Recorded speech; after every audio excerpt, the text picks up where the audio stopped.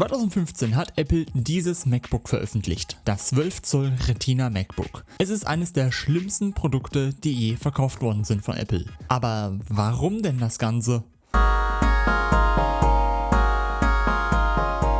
So, Fude erstmal. Also ich weiß nicht, was sich Apple dabei gedacht hat, dieses MacBook zu machen, denn so wie ich das alles hier recherchiert habe, ist es wirklich nicht so geil, wie es aussieht.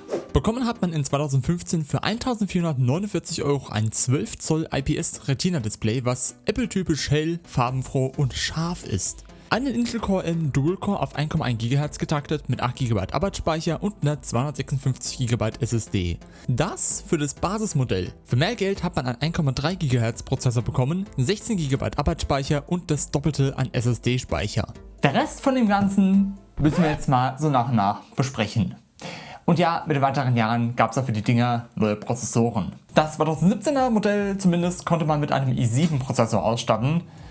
Habe ich hier aber nicht, denn das hier ist eins mit einem i5-Chip drin, der auf 1,3 GHz getaktet ist, in Rosé Gold. Oh. Doch da sind wir am ersten Punkt, warum diese ein Fail waren. Die Prozessorenauswahl von Apple war im Grundkern gut gedacht. Der Intel Core M5Y31, wie er im 2015er MacBook gearbeitet hat, war wirklich ein stromsparender Prozessor und kühler Chip, das, was Apple für das MacBook haben wollte.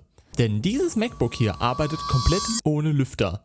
Ja, das ist auch bei den neueren MacBooks zu sehen, doch das Retina MacBook aus 2015 hat keinen Lüfter eingebaut gehabt, da eben der Chip in der Basiskonfiguration etwa 6 Watt an Wärme abgibt und durch das Gehäuse gemanagt werden kann. Aber wie sieht es denn aus mit stärkeren Chips? Ja, da hat man gemerkt, dass das System ohne wirklichen Kühler dann zu bröckeln droht. Ich kann nur von meinem MacBook hier sagen, was einen i5-Chip drin hat. Die CPU-Temperatur ist beim Websurfen bei etwa 60 Grad und kann auf 80 Grad hochklettern.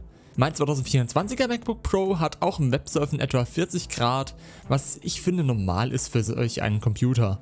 Ja, ich weiß, dass das ein schlechter Vergleich ist mit einem aktuelleren Mac, aber eben wenn eine CPU zu heiß läuft, wird heruntergetaktet und das System wird langsamer. Und wir bedenken hier mal, dass eben schon Stromspar-CPUs drin sind, die halt jetzt auch nicht so leistungsstark sind. Im Vergleich ein MacBook Pro aus 2015 mit einem i5-Chip drin, der ist um etwa das Doppelte schneller und hat auch einen aktiven Kühler, wo die CPU nicht gedrosselt werden muss. Denn das mit der Hitze, das ist allein dem Design des 2015er MacBook geschuldet. Apple hat dieses MacBook als ein Ersatz für das 11 Zoll MacBook Air gesehen, welches ja auch aufgrund der Displaygröße sehr kompakt war.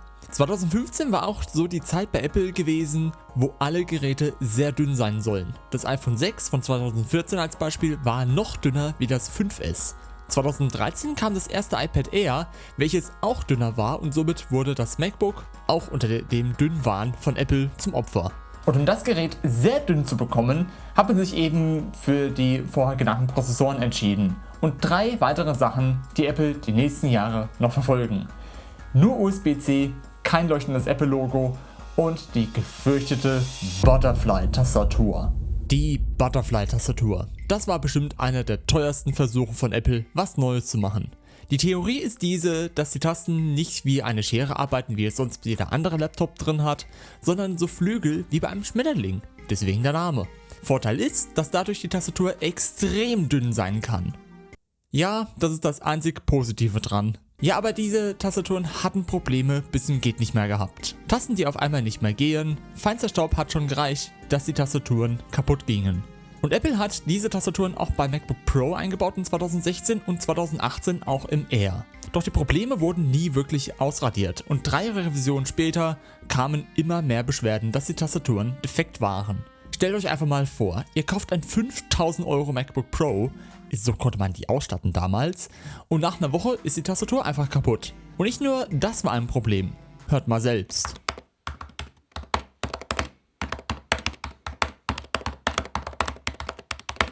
Ja, das ist Balsam für die Ohren. Nun, das mit der Butterfly-Tastatur wurde dann so schlimm, wo Apple dann in 2018 dann das Reparaturprogramm für die MacBooks mit einer Butterfly-Tastatur gestartet hat, welches bis 2024 ging. Ich könnte ja auch noch weiter über diese Tastaturen reden, aber das mit der Reparatur von denen war in Sachen Umwelt, das war auch nicht so geil. Denn die Tastatur in den Dingern ist vernietet mit dem Gehäuse und der Akku ist sehr stark verklebt mit dem Gehäuse, wo es tatsächlich einfacher war, das gesamte obere Gehäuse auszuwechseln. Machen wir aber mal weiter, denn das Retina MacBook hat noch von der Konnektivität nur einen Kopfhöreranschluss und einen USB-C-Anschluss. Dadurch, dass das MacBook sehr dünn war, konnten die traditionellen Stecker wie ein MagSafe 2, USB-A oder Thunderbolt 2 da nicht ran. Apple hat ja USB-C mitentwickelt und hat dann alles auf diesen Stecker für das Retina MacBook gesetzt. Und wir kennen heute alle USB-C. Es ist zum Laden oder Datenübertragungen, Bildausgang oder vieles weitere. All das konnte dieses MacBook bereitstellen über seinen USB-C-Anschluss und es war wirklich die Zukunft in 2015. Ding ist nur, es war 2015. Kein anderes Mainstream-Gerät hatte einen USB-C-Anschluss gehabt. Das iPhone 6s hatte Lightning, das Galaxy S6 aus 2015 hatte Micro-USB. Die Switch kam erst in 2017 mit einem USB-C-Stecker und Kameras hatten alle einen Micro-USB-Anschluss gehabt. Windows-Laptops, da hatte man von USB-C noch nicht geredet. Es war wirklich ein neuer Standard, den Apple gezwungen hat, etabliert zu werden. Daher kam der Begriff Dongle Life, da man eben alle Anschlüsse mit einem Adapter adaptieren muss. Und USB-C-Zubehör oder Adapter waren 2015 noch sehr teuer gewesen und aufgrund dadurch, dass es recht neu war zu der Zeit, auch nicht so weit verbreitet. 2016 haben auch die Pro-Modelle der MacBooks auch das USB-C-Treatment bekommen und die Leute waren aber sehr sauer gewesen, denn Profis brauchen halt eben einen SD-Kartenslot oder HDMI, welche da weg waren. Weg war dann auch das leuchtende Apple-Logo, was ja ein Alleinstellungsmerkmal war und durch ein komisches spiegelnde Apple-Logo ausgetauscht wurde. Bis heute sage ich, dass dafür irgendwer gefeuert gehört bei Apple. Denn wer hat es geil gefunden, das leuchtende Apple-Logo durch ein spiegelndes auszutauschen? Es ist... Why? Ja, und heute kann man auf das 12 Zoll Retina MacBook zurückblicken und man kann sich denken, das hätte die Zukunft sein sollen. Apple ist dann weg von sehr dünnen Geräten, haben den Leuten eine normale Tastatur gegeben für die MacBooks und wieder Anschlüsse. Ich persönlich finde das Retina MacBook aus heutiger Sicht ein sehr interessantes Stück Technik, das so viel in solch ein Gehäuse reinpasst. Damals auch interessant, wie so viel Technik da reinpasste, aber halt eben für den dementsprechenden Preis. 1.449 € hat es in der Basisausstattung gekostet. Für dasselbe Geld hätte man auch ein Retina MacBook Pro nehmen können oder sogar für weniger Geld das Unibody Pro für 1.199 €. Somit war das 12 Zoll Retina MacBook einfach zu teuer im Vergleich zu anderen MacBooks, limitiert in den Anschlüssen, zu schwache Prozessoren waren da drin und die schlimmsten Tastaturen führten zu, dass dieses MacBook zu einer der größten Fails von Apple zählt. Oder eher halt mit dem Pro und R zusammen mit den Tastaturen. Aber das ist ein Thema für wann anders. Und um das nicht zu verpassen oder weitere Tech-Sachen von mir, dann abonniert mich doch gerne eben halt für weitere Tech-Sachen von mir hier.